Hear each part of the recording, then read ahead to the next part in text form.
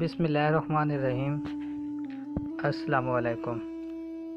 آج میں آپ کے لیے سلطان محمود غزنوی اور ایاز کا واقعہ لے کر آیا ہوں۔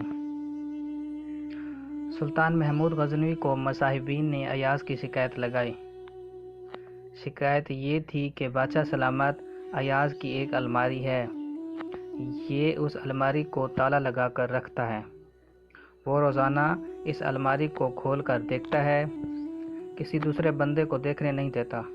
ہمارا خیال ہے کہ اس نے آپ کے خزانے، قیمتی ہیرے اور موتی اس کے اندر چھپا کر رکھے ہیں۔ آپ ذرا اس کی تلاشی لیجئے۔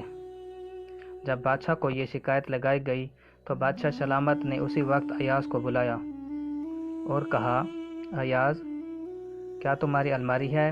اس نے کہا، جی ہے۔ پوچھا، کیا اسے تالا لگا کر رکھتے ہو؟ اس نے جواب دیا، جی ہاں۔ پھر پوچھا، کسی اور کو دیکھنے دیتے ہو؟ عرض کیا، جی نہیں۔ پھر پوچھا، کیا تم خود اسے روزانہ دیکھتے ہو؟ عرض کیا، جی ہاں۔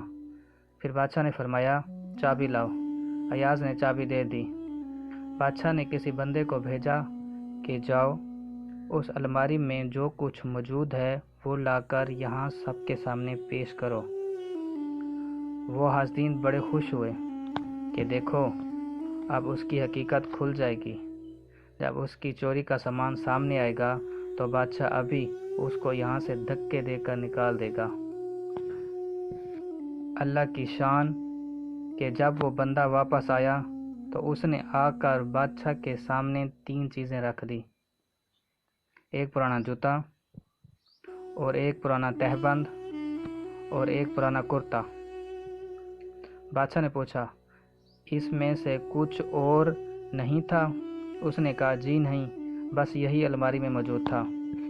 بادشاہ نے کہا، ایاز، اس میں تو کوئی ایسی چیز قیمتی نہیں ہے جسے تم تالے میں بند کر کے رکھو اور کسی دوسرے کو دیکھنے بھی نہ دو، اور کوئی ایسی چیز بھی نہیں کہ جسے تم روزانہ آ کر چیک کرو کہ ٹھیک ہے یا نہیں۔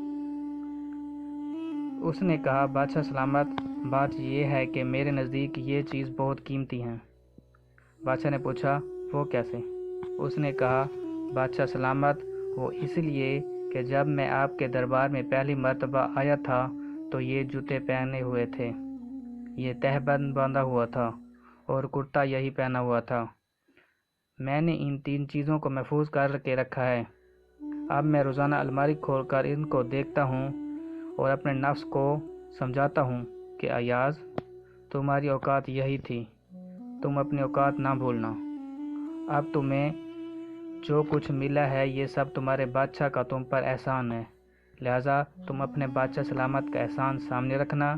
بادشاہ سلامت، اسی طرح مجھے اپنی اوقات یاد رہتی ہے کہ میں کیا تھا اور مجھے بادشاہ کی قرب سے کیا کیا عزتیں بخشی۔